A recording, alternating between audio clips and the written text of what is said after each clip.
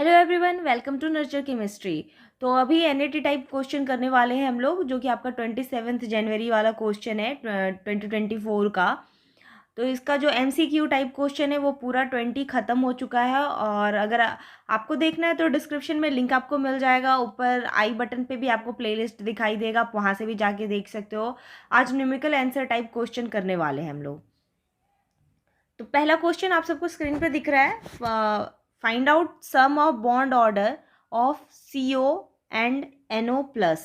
तो bond order निकालना है आपको CO का और NO प्लस का। तो इसका बहुत ही बढ़िया ट्रिक बता चुकी हूँ मैं, जो कि आपका केमिकल बॉन्डिंग 2019 के क्वेश्चंस हैं जो जेई मेंस का, उसमें पूछा गया है। उसके साथ ही मैंने इसका ट्रिक बताया है, बहुत बढ़िया ट्रिक है। इससे आपका क्वेश्चन यूँ सेकंड में हो जाएगा, मतलब लाइक आपको 1 मिनट भी पूरा नहीं लगेगा क्वेश्चन सॉल्व करने में, और आपका 4 मार्क्स कंफर्म हो जाएगा। तो हम ट्रिक से ही इसको सॉल्व करेंगे। तो आपका जो ट्रिक है बॉन्ड ऑर्डर का वो कुछ ऐसा रहता है, आपको डिटेल में देखना है तो आप लिंक पर जाकर के, केमिकल बॉन्डिंग के लिंक पे जाकर के देख सकते हो। 14, 15, 16, 17, 13, 12, 11, ठीक है। तो अगर 14 काउंट आ रहा है एटॉमिक नंबर ऐड करने के बाद, और मतलब आपका नंबर ऑफ इलेक्ट्रॉन्स 14 आ रहा है तो बॉन्ड ऑर्डर 3 होगा। 15 है तो 2.5, 16 है तो 2, 17 है तो 1.5।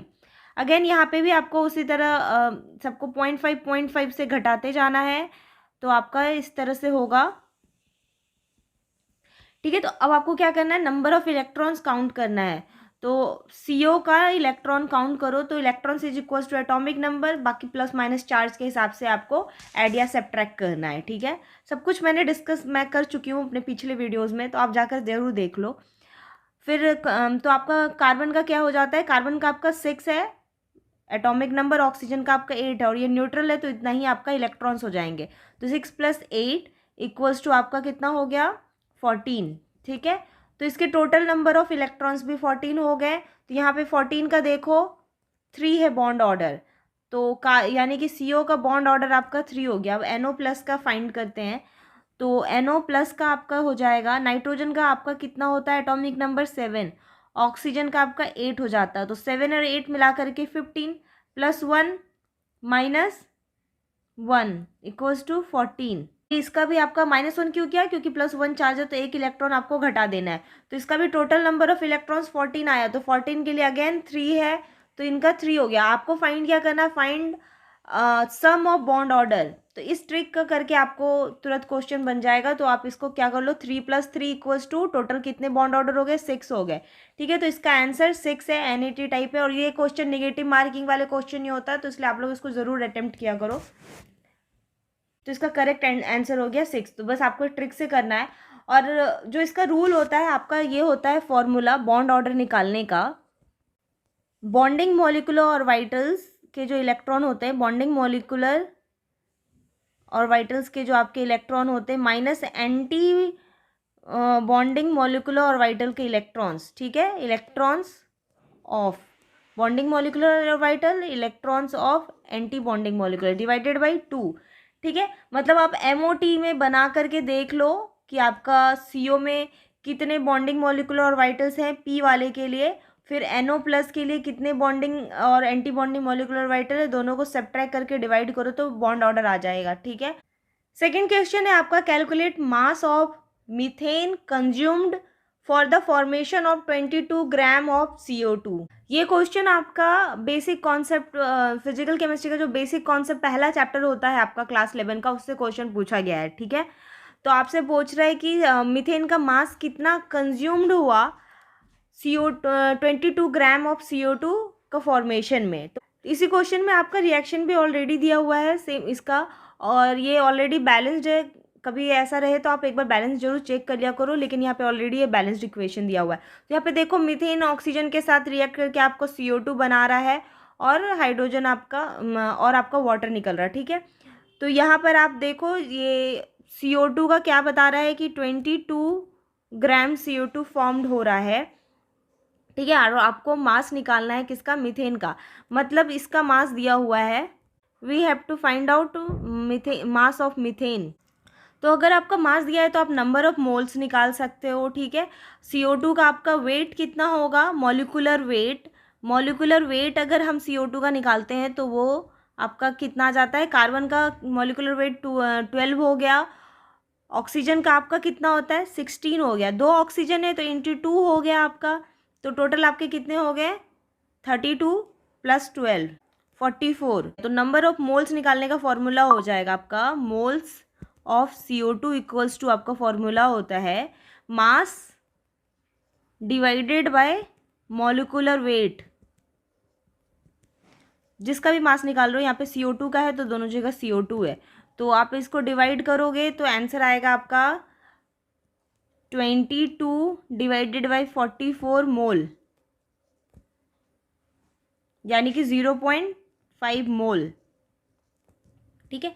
कभी भी आपका मास निकालना रहे, मोल्स निकालना हो, तो इस तरह के इक्वेशन को बैलेंस करके जिसका भी दिया है प्रोडक्ट या रिएक्टेंट का, उस हिसाब से आप निकाल सकते हो, ठीक है।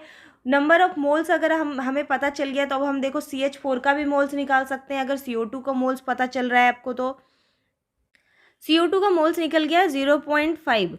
इक्वेशन में जो आपका बैलेंस है, इक्वेशन में आपको पता चल रहा है कि अगर 1 मोल, ठीक है, 1 मोल यहाँ पे कुछ नहीं है, मतलब 1 है आपका, 1 मोल मीथेन आपका 1 मोल CO2 दे रहा है, 1 मोल मीथेन इक्वल्स टू आपका कितना हो जा रहा है 1 मोल CO2, ठीक है। यहाँ पे तो बस इसी का निकालना है, तो इसी का कंपैरिजन करना है आपको। तो अगर आपको मीथेन का निकालना है तो कितना हो जाएगा आपको 0.5 मोल CO2 इक्वल्स टू आपका सेम हो जाएगा ना 0.5 मोल CH4।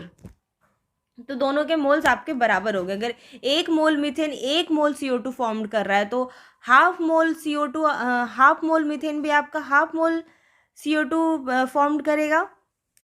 तो सेम फार्मूला यूज़ करेंगे जो आपका अभी CO2 के लिए फार्मूला यूज़ हुआ था। तो इस फार्मूला को यूज़ करके आप यहाँ से कर सकते हो mass equals to moles into molecular weight, जिसके भी रिस्पेक्ट में बात कर रहे हो। तो यहाँ पे हो जाएगा मास of methane is equals to moles of methane into molecular weight of methane.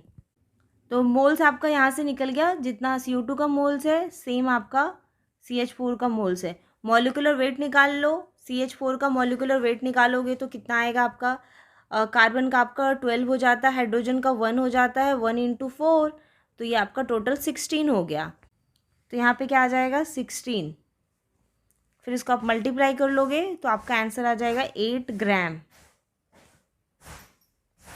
यही आपका करेक्ट आंसर है, ठीक है। तो कभी भी ये निकालना इजी क्वेश्चन था, थोड़ा कैलकुलेशन तो बस एक फॉर्मूला से आपका ये निकल जाता, फॉर्मूला पता था तो मैथ्स वाला कैलकुलेशन लगा करके आपको निकाल लेना है।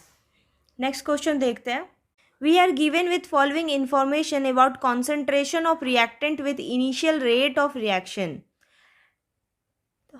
नीचे आपको इनिशियल कॉन्सेंट्रेशन और रेट दिया हुआ है और आपको निकालना है find out order of reaction with respect to that reactant. तो ऑर्डर ऑफ रिएक्शन निकालना है आपका रिएक्टेंट का, ठीक है। कॉन्सेंट्रेशन और इनिशियल रेट और इनिशियल कॉन्सेंट्रेशन ऑलरेडी गिवन है। इस क्वेश्चन में भी देखो, इसको भी सॉल्व करने का, कैलकुलेशन करने का कोई नीड नहीं है, क्वेश्चन भी विदाउट कैलकुलेशन हो जाएगा, बस आपको वो शॉर्टकट मेथड पता होना चाहिए, ठीक है। तो यहाँ पे जब भी कभी आपका इनिशियल कॉन्सेंट्रेशन मतलब रिएक्टेंट का कॉन्सेंट्रेशन दिया हो और रेट दिया हो, तो आपको यहाँ पे नोटिस करना है जो कॉन्सेंट्रेशन दिया उसको कंपेयर करो कि वो कितने टाइम्स इंक्रीज हो रहे हैं या कितना डिफरेंस हो रहा है। अगर आप इसमें नोटिस करोगे तो आपको पता चलेगा कि 0.005 m जो आपका कॉन्सेंट्रेशन दिया है उसको अगर आप 4 टाइम्स करते हो, ठीक है, इंटू 4 करते हो तो आपका 0.02 m आ जाता है। मतलब ये 4 टाइम्स इंक्रीज हो रहा है,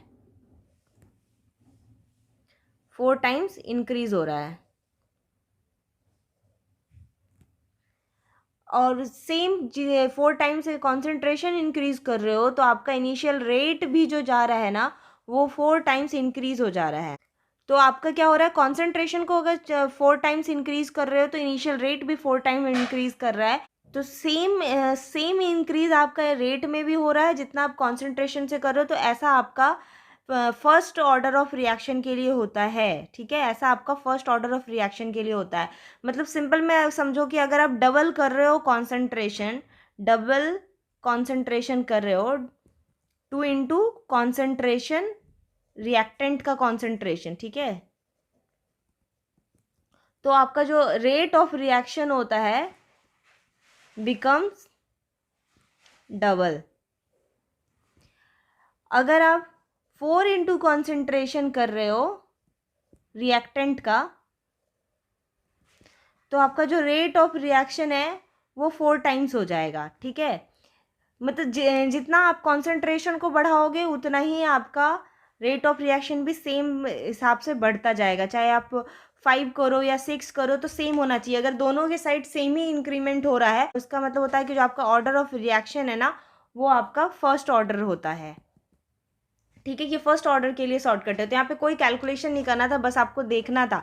तो दोनों 4 टाइम्स इंक्रीज हुआ, इसका मतलब हो गया आपका ऑर्डर ऑफ रिएक्शन 1 है, इसका आंसर 1 है। ठीक है, इसी तरह अगर आप सोचोगे फर्स्ट ऑर्डर का तो पता है, तो सेकेंड ऑर्डर का भी आपका क्या होता है, डबल करते हो ना जब आप कॉन्सेंट्रेशन को, सारे रिएक्टेंट के कॉन्सेंट्रेशन की बात हो रही है, तो आपका रेट ऑफ रिएक्शन जो है सेकेंड ऑर्डर के लिए 4 टाइम्स हो जाता है। ठीक है, तो उसी तरह थर्ड ऑर्डर, जीरो ऑर्डर सबके लिए ट्रिक है। सारा मैं इस वीडियो में नहीं बताऊंगी, यहाँ पे मैंने आपको फर्स्ट और एक आइडिया दिया सेकंड के लिए और इसके बाद ही जस्ट मैं जब वीडियो ये पोस्ट होगा उसके दूसरे दिन मैं ऑर्डर ऑफ रिएक्शन के लिए आपके लिए छोटा सा वीडियो लेके आऊँगी जिसमें ऑर्डर ऑफ रिएक्शन का जितने भी शॉर्टकट मेथड है वो मैं उसमें एक्सप्लेन करूँगी। अब जो क्वेश्चन है आपका उसमें आपको स्टीरियो आइसोमर्स पूछ रहा है। Find out number of stereo isomers obtained when 3-methyl hex2ene reacts with HBr in the presence of peroxide। तो 3-methyl hex2ene आपका क्या होता है, आप इसको पहले लिख लो। देखो यहाँ पे हेक्सीन जो यूज़ हो रहा है मतलब वो आपका पेरेंट नेम हो जाएगा, तो हेक्सेन में आपका 6 कार्बन होते हैं, तो इस तरह से बनाओ 1 2 3 4 5 6। ठीक है, 2 पे आपका क्या है, इन मतलब अल्कीन डबल बॉन्ड है आपका नंबर 2 पे, तो इसको नंबरिंग करके यहाँ से देखते हैं 1 2 3 4 5 6, तो 2 पे हमने डबल बॉन्ड बना लिया। अब उसके बाद बोल रहा है 3-मिथाइल, तो 3 नंबर तो इसको मानना है, तो यहाँ पे हो गया 3-मिथाइल। ठीक है, और कुछ नहीं है तो सब जगह सिंगल बॉन्ड लगा दो। ठीक है, तो और बाकी यहाँ पे जहाँ पे सिंगल बॉन्ड CH3 या 3 बॉन्ड हो गया तो H हो जाएगा। ठीक है, और यहाँ पे 4 बॉन्ड कंप्लीट है, फिर यहाँ पे 2 है तो 2 आएगा, फिर 2 बॉन्ड है तो 2 हाइड्रोजन आएगा। आप इस तरह से भी ड्रॉ कर सकते हो चाहो तो 1 2 3 4 5 6। ठीक है, तो 1 2 2 पे डबल बॉन्ड, 3 पे मिथाइल। ठीक है, और ये आपका इस तरह से हो गया। तो आपको हाइड्रोजन दिखाने का जरूरत नहीं, आप ये वाला तरीका भी यूज़ कर सकते हो। ठीक है, तो यहाँ पर आपको बोल रहा है कि ये आपका रिएक्ट हो रहा है HBr प्लस हाइड्रोजन पर ऑक्साइड यानी कि H2O2। तो यहाँ पे जो ये H2O2 यूज़ कर रहे हैं, ये वाला रिएक्शन आपका यहाँ पे क्या होगा, ब्रोमीन ऐड होगा। ठीक है, एडिशन ऑफ ब्रोमीन होगा, पर ऑक्साइड की वजह से यहाँ पे क्या लगेगा, एंटी मार्कोनिकॉफ रूल लगेगा। ठीक है, एंटी मार्कोनिकॉफ रूल हो जाएगा। तो एंटी मार्कोनिकॉफ रूल आपका क्या हो जाता है, जहाँ लेस सब्स्टिट्यूटेड है। ठीक है, जो लेस सब्स्टिट्यूटेड होगा वहाँ पर जा करके आपका ब्रोमीन अटैच हो जाएगा।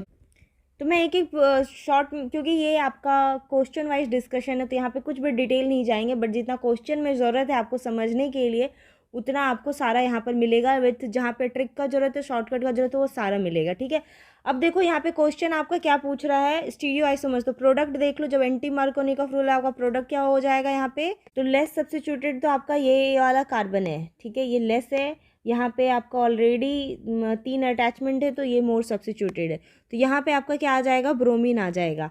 अब आपको कह रहा है स्टीरियो आइसोमर्स निकालना है, तो मतलब आपको पहले कायरल सेंटर फाइंड करना पड़ेगा।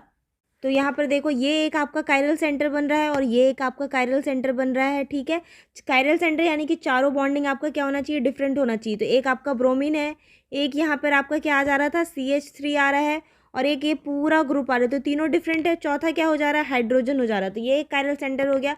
फिर अब ये वाला भी एक कायरल सेंटर है। कैसे? इसके लिए ये एक ग्रुप है, ठीक है, एक ये वाला ग्रुप हो गया, तो ये दोनों देखो इसके साथ ब्रोमीन है, यहाँ पे नहीं, ये दोनों अलग है, ठीक है। एक आपका हाइड्रोजन हो गया और एक CH3, चारों बॉन्ड आपका डिफरेंट होते हैं। यहाँ पे 2 कायरल सेंटर हैं, तो जब 2 कायरल सेंटर हो जा रहा है यहाँ पर, तो और ऊपर से ये एसिमेट्रिक है, ठीक है, तो एसिमेट्रिक वाले के लिए आपका फॉर्मूला लग जाता है स्टीरियो आइसोमर का 2⁴n, ठीक है। इससे आप एसिमेट्रिक वाले में आप निकाल सकते हो। n आपका क्या हो जाएगा? Chiral centre. तो 2 कायरल सेंटर हो गया, 2⁴2 हो गया आपका, तो आ गया 4, ठीक है। तो 4 आइसोमर्स होते हैं, इसका आंसर हो गया 4, ठीक है। क्वेश्चन आसान था क्योंकि ये जो इक्वेशन है वो भी आसान था, एकदम बेसिक वाले स्टार्टिंग के ऑर्गेनिक केमिस्ट्री में से है, ठीक है।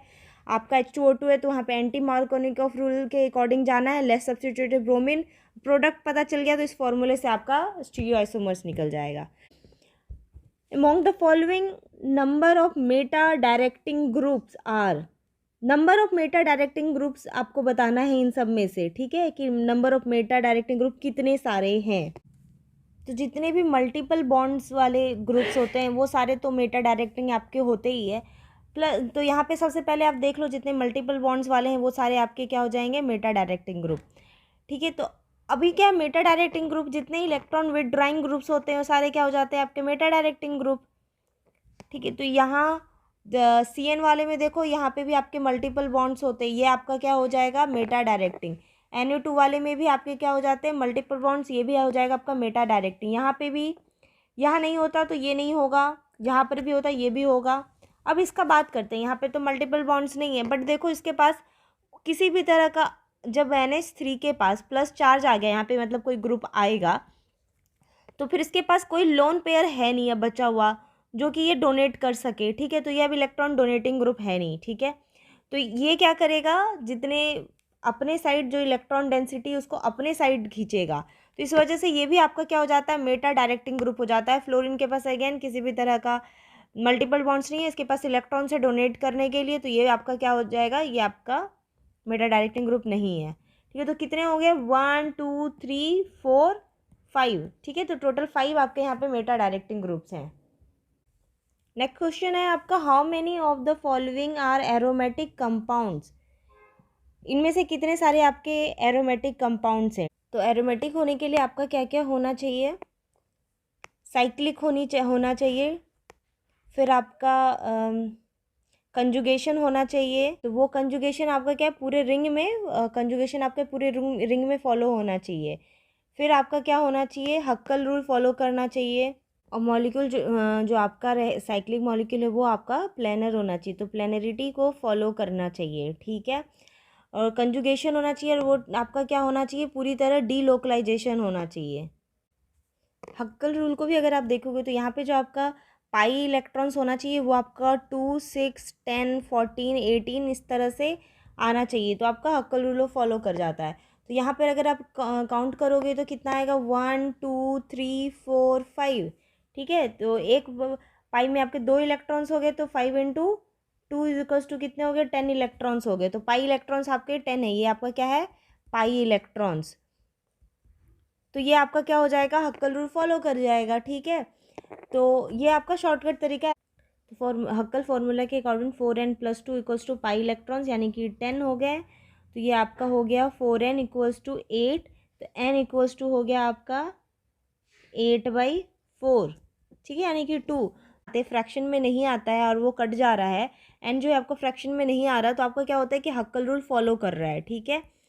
तो ये तरीके से आप निकाल सकते हो, या फिर इसका आप शॉर्टकट बना लो जितने नंबर्स हैं, तो ज़्यादा बेहतर रहेगा। आपका एग्ज़ाम में क्या होगा? टाइम बचेगा, ठीक है। तो आप लेकिन आपको इससे भी क्वेश्चंस पूछ सकते हैं, जो आपका फॉर्मूला है उससे बेस्ड भी पूछ सकता है, कभी भी कोई स्टेटमेंट में पूछ सकता है। तो ये कॉन्सेप्ट तो आपको पता होना चाहिए, लेकिन उसका शॉर्टकट फॉर्म भी आपको पता होना चाहिए। तो यहाँ पे क्या हो जा रहा है? 10 नंबर हो जा रहा है, मतलब ये हक्कल रूल फॉलो कर रहा है। तो ये तो आपका एरोमेटिक हो गया। सेम उसी तरह आप देखोगे यहाँ वाला, तो यहाँ पे भी देखो ये जो माइनस चार्ज है ना, इससे ये पूरा का पूरा डीलोकलाइज है, ठीक है, क्योंकि ये जो रिंग होता है इस तरह से रहता है, आपका डीलोकलाइजेशन होता रहता है, तो पूरा डबल बॉन्ड भी है, इसमें डीलोकलाइजेशन है। और आपका यहाँ पर क्या है? ये साइक्लिक भी है, प्लेनर भी है, तो ये भी आपका क्या हो जाएगा? एरोमेटिक होगा।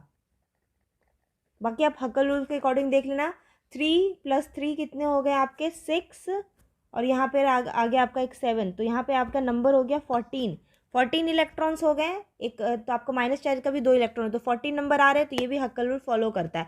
तो उसके बाद नेक्स्ट वाले में देखो, ये आपका कितना है, ये बेंजीन रिंग है, 2 बेंजीन रिंग एक से अटैच्ड है, बट ये भी आपका एरोमेटिक है, ये भी एरोमेटिक है, तो ओवरऑल आपका कंपाउंड क्या है, ये भी आपका एरोमेटिक हो जाएगा। 3 हो गया, 3 इंटू 6 नंबर आता है दोनों का, ठीक है।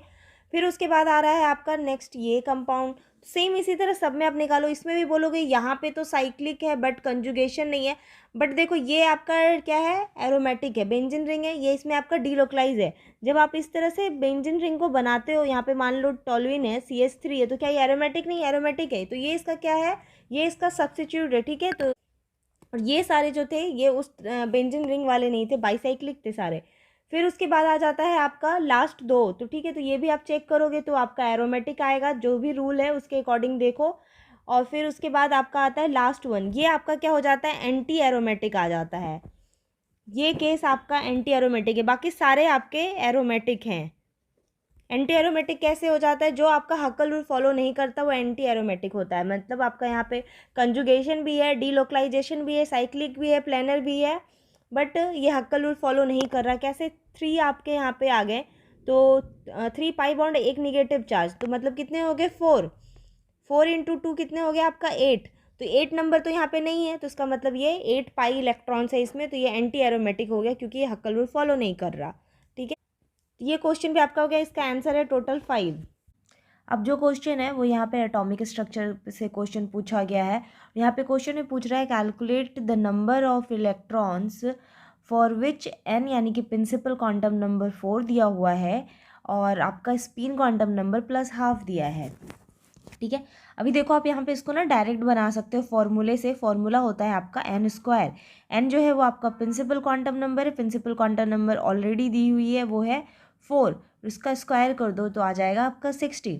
इस फॉर्मूले से आप निकाल सकते हो नंबर ऑफ ऑर्बिटल्स, ठीक है। टोटल नंबर ऑफ ऑर्बिटल्स आप इस फॉर्मूले से निकाल सकते हो। और यहाँ पर आपका स्पिन क्वांटम नंबर क्या दिया है, +½ अब देखो एक ऑर्बिटल, जैसे आपका s सब सेल का बात कर लें तो उसके एक ऑर्बिटल में मैक्सिमम कितने इलेक्ट्रॉन्स रह सकते हैं, 2 इलेक्ट्रॉन्स रह सकते हैं, जिसमें आपका स्पिन क्या होगा, एक का +½ और एक का आपका -½ यानी कि अगर एक क्लॉकवाइज है तो दूसरा आपका क्या होगा, एंटी क्लॉकवाइज। यही पॉसिबल है, तो जितने ऑर्बिटल होंगे सबके पास 2 इलेक्ट्रॉन हो सकते हैं, ठीक है। जैसे आपका अगर p का बात करें तो इसके पास कितने ऑर्बिटल है, 3 ऑर्बिटल है, तो इसके पास कितने मैक्सिमम इलेक्ट्रॉन्स हो सकते हैं, 6 इलेक्ट्रॉन्स हो सकते हैं, करेक्ट। अब आपको जब पता चल गया टोटल ऑर्बिटल आपका कितना है, 16 है, तो इसमें टोटल नंबर ऑफ इलेक्ट्रॉन्स कितने मैक्सिमम हो सकते हैं, मल्टीप्लाई कर दो 2 से, पर ऑर्बिटल 2 यानी कि 32 इलेक्ट्रॉन्स आपके हो सकते हैं। बट आपको उसी इलेक्ट्रॉन्स के बारे में कैलकुलेट करके बताना है जिसका आपका स्पिन +½ है, यानी कि दोनों का क्या होता है, 50-50 होता है। 50% आपका +½ होता है, 50% आपका -½ होता है। तो यानी कि जितने नंबर ऑफ ऑर्बिटल्स उतने इलेक्ट्रॉन्स हो गए, क्योंकि बाकी 16 का तो आपका -½ होगा ना, तो जितने नंबर ऑफ ऑर्बिटल्स हो गए वो आपके यहाँ पर नंबर ऑफ इलेक्ट्रॉन्स हो गए, किसके लिए, +½ के लिए।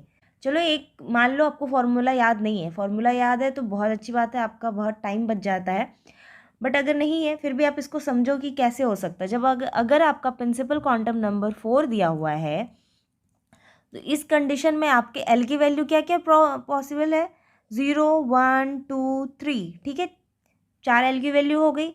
एस के लिए सब सेल है आपका S, 1 के लिए P, फिर D, फिर उसके बाद F। एस में आपके कितने ऑर्बिटल्स होते हैं, वो ऑर्बिटल्स की बात करते हैं अब हम लोग। एस में आपका एक ऑर्बिटल होता है, P में फिर आपके 3 हो जाते हैं, D में 5 और F में 7।